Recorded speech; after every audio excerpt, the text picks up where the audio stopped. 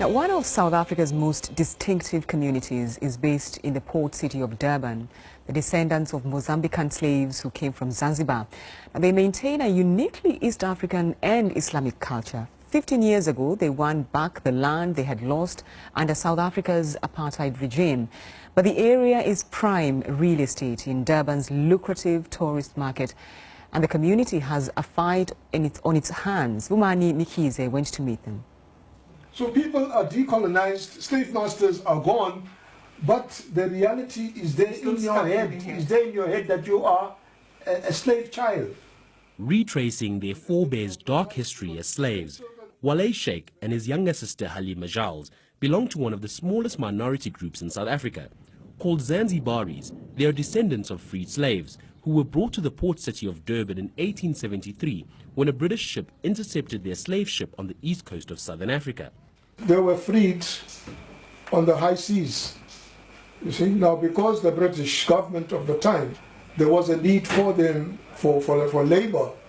Therefore, the people, without their choice, they were brought to these shores. While they're called Zanzibaris because their ship came from the island of Zanzibar, their roots are actually in northern Mozambique, and many of the elders still speak their native Makua language.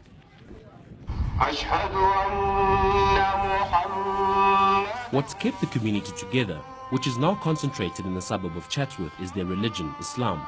But in some ways, over the past century and a half, it's also set them apart from Durban's black population. They have survived slavery, indentured servitude and land dispossession. And what has kept this tightly knit community together over the years has been their dedication to Islam and their culture. While most of the Zanzibaris live in Chatsworth, originally they were settled on the Bluff, a seaside town south of Durban. In the 1960s, the apartheid government classified the area for whites only and forcibly removed them from their land.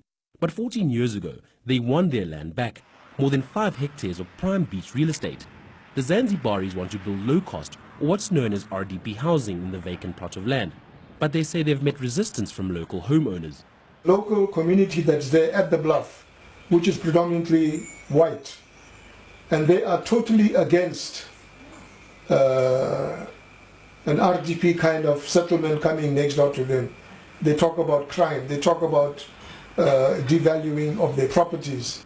The local councillor, Jean-Pierre Prinsloo, says Zanzibaris and the Bluff residents need to map a way forward together in order to find a solution to the land development question.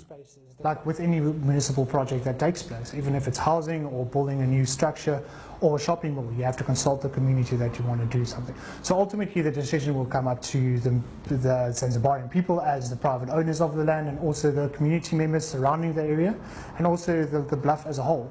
While the question of what will happen to their land on the Bluff still hangs in the air, Wale and his family feel their identity has never been in doubt.